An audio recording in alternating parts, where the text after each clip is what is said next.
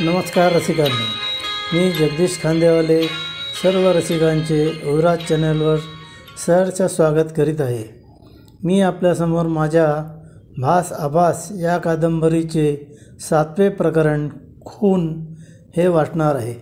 त्याआधी मी एक डिस्क्लेमर देऊ इच्छितो की ही कादंबरी पूर्ण काल्पनिक असून यातील घटना, स्थळे आणि व्यक्ती यांचा कोणत्याही घटनास्थळे आणि व्यक्तींशी साम्य आढळल्यास तो केवळ योगायोग मानावा. चला तर आता वाचन सुरू करूया. रिकामा वेळ होता म्हणून मी गॅरेजमध्ये गेलो आणि रिव्हॉल्वर घासून पुसून साफ केलं. बारूदीचा वास पूर्ण जाईपर्यंत ऑइलिंग केले व गोळ्या परत भरल्या. तेवढ्यात कॅबचा आवाज आला म्हणून परत हॉलकडे येत होतो तर आशा घाईघाईने जाताना दिसली. मी हॉलमध्ये प्रवेश केला. राकेश हॉलमध्येच बसला होता.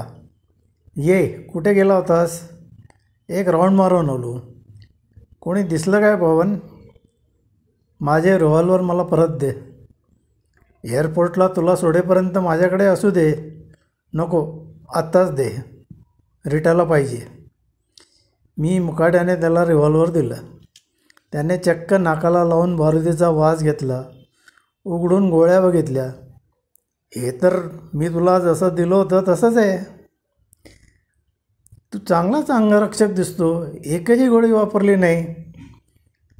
मी तुला सांगितलं होतं राकेश, मला रिव्हॉल्वर चालवायला आवडत नाही. अगदी मालकाचा जीव जात असला तरी. बरं ठीक आहे, उगीच वाद नको असे म्हणून राकेश गप्प बसला. तेवढ्याच रीटा आली तेव्हा ते रिव्हॉल्वर त्याने रीटाला दिलं. राकेश सुरतला जाईपर्यंत रिव्हॉल्वर माझ्याकडेच राहील. रीटाने माझ्याकडे रोखत बघत राकेशला सांगितलं. ठीक आहे पवन, तू नेहमीप्रमाणे गाडी चालव. चल रीटा, आपण बाकीचं सामान घेऊ. असे म्हणून तो व रीटा राकेशच्या खोलीत गेले. थोड्या वेळाने फोनची रिंग वाजली. मी फोन उचलला. रुबी एअरपोर्टवरून बोलत होती. कोण, राकेश का? नाही, मी पवन बोलतोय. राकेश कामात आहे, काही निरोप आहे का? होय, त्यांना सांगा की फ्लाईट 20 मिनटं उशिरा सुटेल. ठीक आहे. मी आज जाऊन राकेशला सांगितलं की फ्लाईट 20 मिनटं लवकर सुटणार आहे. त्यामुळे आम्ही 9:30 ऐवजी 9 वाजताच एअरपोर्टवर पोचलो. जाताना रीटा व राकेश मागे बसले होते. रीटा रिव्हॉल्वरसह आणि राकेश कोटासह. मानेची जखम दिसू नये म्हणून राकेशने कॉलर दुमडली नव्हती, तरी पण लालसर बँडेजचा भाग दिसत होताच. एअरपोर्टवर पोचताच राकेशने मला आत जाऊन रुबीला बोलवायला सांगितलं. मी त्याप्रमाणे रुबीला सांगायला आत गेलो तर ती एका प्रवाशाशी काहीतरी असून बोलत होती. रुबी, राकेश बाहेर गाडीत बसला आहे, तुला बोलवतोय. सॉरी मिस्टर मेहता, मी 5 मिनटात आलेच, ती त्या प्रवाशाला म्हणाली आणि माझ्याबरोबर बाहेर आली. मला ताबडतोब विमानात बसव, राकेश तिला बघताच म्हणाला. रुबीच्या चेहऱ्यावर गोंधळल्याचे भाव उमटले. पण सर, फ्लाईटला उशीर असल्याचं मी तुम्हाला फोन करून सांगितलं होतं. तेवढ्यात तिला राकेशचं बँडेज दिसलं. आणि हे काय, तुम्ही तर जखमी दिसता. काय झालं? काय झालं त्याची काळजी करू नको, मला सांग. तुझा फोन कोणी घेतला? मला वाटतं पवन नाव आहे ते. बरोबर, पवन नाव सांगितलं त्या व्यक्तीने. साफ खोटं, मला कोणाचाही फोन आला नाही. माझ्याकडे साफ दुर्लक्ष करत राकेश रुबीला म्हणाला, मला आहे या अवस्थेत सुरतला जायचं आहे. काही अडचण? अजिबात नाही. मी तुमची कार विमानापर्यंत न्यायची व्यवस्था करतो. अजून विमान सुटण्याला बराच अवकाश आहे. तुम्ही सरळ आत जाऊन बसा, म्हणजे कोणीही जास्त चौकशा करणार नाही. राकेशने होकारार्थी मान हलवली. तो म्हणाला, पवन चल, विमानापर्यंत कार घे. सॉरी राकेश, इथून पुढचं तुझं तूच बघ. खोटारडा, थापेबाज, धांदरट ही सर्व बोलणी ऐकण्यासाठी मी काही तिथपर्यंत यायला तयार नाही. तसेही विमानतळापर्यंतच यायचा माझा वादा होता. असं म्हणून मी गाडीतून उतरलो आणि खाडखंदार लावलं आणि सरळ टॅक्सी स्टँडकडे चालू लागलो. काही अंतर चालून गेल्यावर मी हळूच तिरकी नजर टाकली. रीटा गाडी चालवायला बसली होती. गाडी एअरपोर्टच्या आत गेल्याबरोबर मी उलट दिशेला परत एअरपोर्टकडे चालू लागलो. हांगेडच्या बाहेर विमान होतं. रीटाने विमानापासून साधारण 300 फुटावर गाडी उभी केली होती. विमानाकडे जाताना हँगरच्या बाजूने एकदम अचानक हल्ला करून राकेशला सहज पकडता आलं असतं. पण हँगरकडे जाताना मला रीटा बघू शकत होती आणि तिच्याजवळ रिव्हॉल्वर होतं. तरी पण मला धोका पत्करणं भाग होतं, कारण आता नाही तर कधीच नाही. नंतर मला राकेश कधीही भेटला नसता. मी लपतछपत हँगरच्या भिंतीपर्यंत गेलो आणि दबा धरून बसलो. रीटा गाडीतच बसली होती. राकेश खाली उतरला, एक छोटी सुटकेस हातात घेतली आणि रीटाशी काहीतरी बोलला. बहुतेक नंतर येण्याबद्दल बोलला असेल आणि सावकाश विमानाकडे जाऊ लागला. माझ्या जवळून तो जात असताना मी त्याच्यावर झडप घातली व हँगरच्या सावलीत त्याला ओढलं. मागून मी त्याचा डावा हात गच्च पकडला आणि उजव्या हाताने त्याची मान गच्च आवळली. माझा विचार त्याला फक्त बेशुद्ध करून कोट हस्तगत करणे एवढाच होता, म्हणून मी त्याची मान जास्त आवळली नव्हती. पण राकेश माझ्या अपेक्षेपेक्षाही जास्त चिवट निघाला. त्याने सुटण्याची जोरदार धडपड केली, त्यामुळे नकळत मी त्याच्या मानेवरचा दाब आणखी वाढवला. एक बारीकसा श्वासनलिका तुटल्याचा कट असा आवाज आला. क्षणार्धात माझ्या हातातील राकेशचे शरीर हळूहळू खाली घसरायला लागलं. पवन, तू त्याला ठार मारलंस, मागून रीटाचा आवाज आला. खून. मी पेपरमध्ये ज्या खुनाच्या बातम्या वाचतो त्या नाही, माझ्या हातून झालेला. आता त्याचा तपास, खटले, शिक्षा सर्व काही माझ्याशीच संबंधित असणार होतं. मला भयानक भीती वाटू लागली. 5 मिनटं माझ्या डोक्यात कोलाहल चालू होता. पवन, रीटा परत म्हणाली. पवन, जरा शांतपणे घे. तू इथून जा, नाहीतर तू पण अडकशील, मी म्हणालो. पवन, मी तुला सोडून जाणार नाही. मी तुला यातून सुटण्याकरता मदत करेल. ती कशी काय? या विमानात जर आता राकेश बसला नाही तर लगेच चौकशी सुरू होईल. मला जरा 2 मिनटं विचार करू दे. असं म्हणून तिने मला पाणी दिलं. ते माझ्याकडून अर्ध सांडलं आणि अर्ध मी कसाबसा प्यालो. राकेशची आणि माझी चण सारखीच आहे. हा कोट घालून मीच सुरतला जाते, रीटा म्हणाली. मी उद्या सकाळीच परतेन, पण त्याआत तू राकेशच्या बॉडीची आधी आपण ठरवलं होतं तशी विल्हेवाट लाव. नंतर आपण हिऱ्याचा शोध घेऊ. हे सर्व जमेल तुला एकटीला? दुसरा पर्याय मला तरी दिसत नाही. आटप, लवकर कर, आपल्याजवळ वेळ फार कमी आहे. ती म्हणत होती ते खरं होतं. मी तिच्या मदतीने राकेशचा कोट काढला आणि तो तिने ताबडतोब घातला. केस पण तिने व्यवस्थित हातखाली दाबून बसवले. आता ती बरीचशी राकेशसारखीच वाटत होती. परत मी तिची मदत घेतली आणि राकेशची बॉडी डिकीत ठेवली.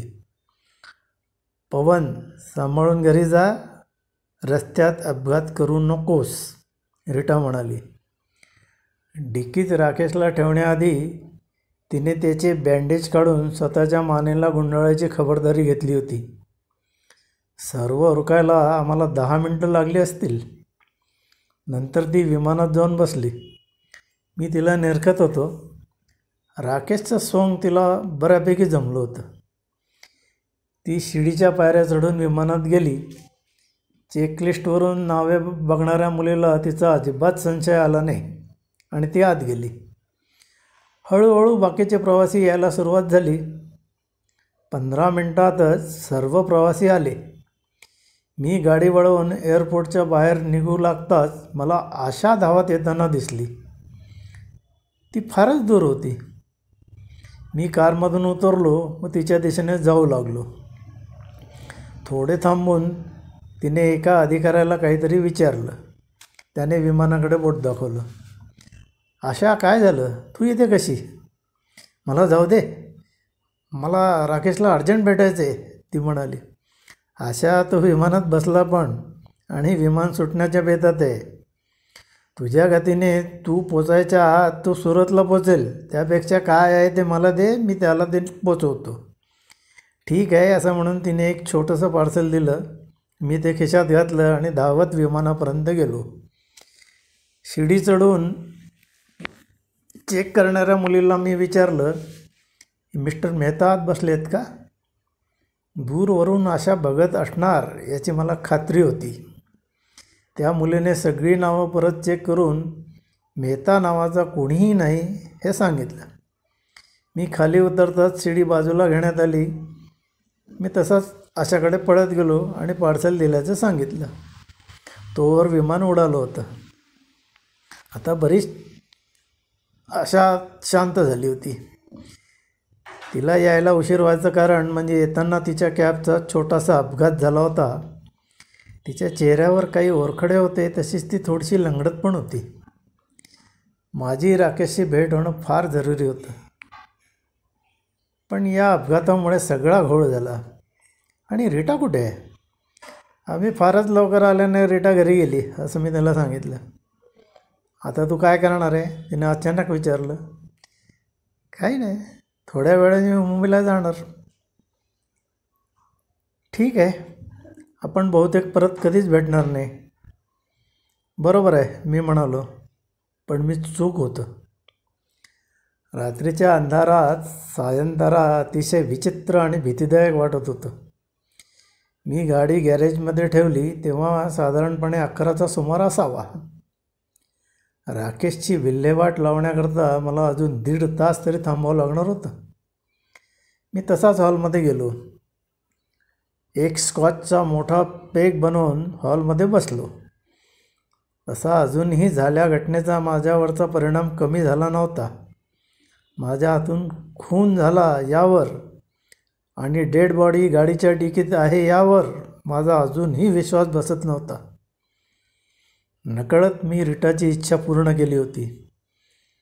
अचानक मला आशाने राकेशसाठी दिलेल्या छोट्या पार्सलची आठवण आली. अजूनही ते माझ्या खिशातच होतं. कंपासपेटी एवढं किंवा त्याहून थोडंसंच मोठं होतं. थरथरत्या हाताने मी ते उघडलं. आतमध्ये कंपासपेटीसारखी एक लाकडी पेटी एका कागदी लिफाफ्यात ठेवली होती. मी हळूच ती पेटी लिफाफ्यातून बाहेर काढली व उघडली. आतमध्ये एक सुरेख 6 इंच लांबीची धारदार कट्यार होती. तिच्या मुठीवर पातळसे चामडी आवरण होतं. अजून काय आहे हे बघण्यासाठी मी लिफाफा उलटा करून झटकला तर त्यातून एक वर्तमानपत्राचे कात्रण खाली पडलं. मी त्याची घडी उलगडली. कात्रण छोटंसंच होतं.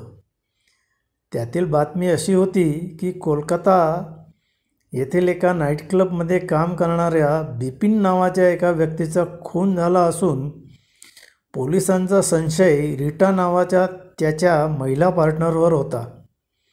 कारण आदल्याच रात्री त्या दोघांमध्ये जोरदार भांडण झाल्याचे काही साक्षीदारांनी सांगितलं होतं. तसेच रीटा खून झाल्यानंतर फरार झाली होती व पोलीस तिच्या शोधात होते.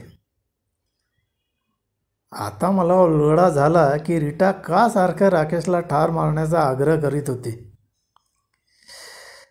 हा पुरावा राकेशजवळ आहे हे रीटाला माहिती असेल का याचा मी विचार करू लागलो. पण बहुतेक नसेल, नाहीतर तिने त्याला ठार मारण्याचा धोशा लावला नसता. राकेशने रीटाला लिहिलेल्या एकमेव पत्राचा पण संदर्भ आता व्यवस्थित लागला. मी माझ्या खोलीत जाऊन ती पेटी कार्पेटखाली लपवली. अगदीच वेळ आली तर रीटाला शह देण्यासाठी माझ्याजवळ पुरावा होता. रात्री 12च्या दरम्यान फोनची रिंग वाजली. रीटा फोनवर होती. मी व्यवस्थित पोचली. कोणालाही कसलाही संशय आला नाही. छान. आता पुढं काय? सकाळी 4च्या फ्लाईटने परत येईन. मला घ्यायला 7 वाजता एअरपोर्टवर ये. जरूर, पण बँडेज आणि सुटकेसची तिकडेच वासलात लाव. तेच करीत आहे. तू राकेशच्या बॉडीचे ठरवल्याप्रमाणे केलं का? अजून नाही. हा फोन झाल्यानंतर तेच करणार आहे. लवकर कर आणि पीत बसू नकोस.